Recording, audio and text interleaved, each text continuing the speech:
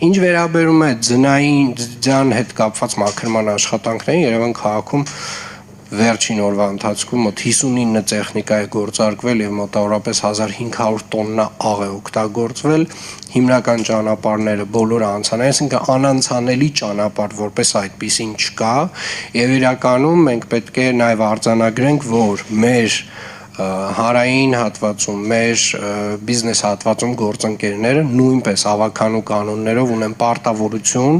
մայթերի մաքրման առումով եւ ես ուզում եմ եւս մեկ անգամ հիշեցնել մեր բոլոր գործընկերներին, բոլոր կրպակներին, խանութներին, մասնավոր գործընկերներին, ովքեր որ ունեն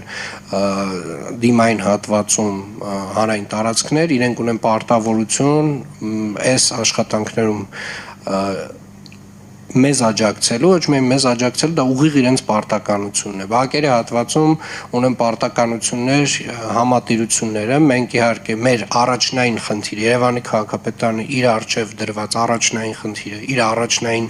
պարտավորությունը իրականացրել է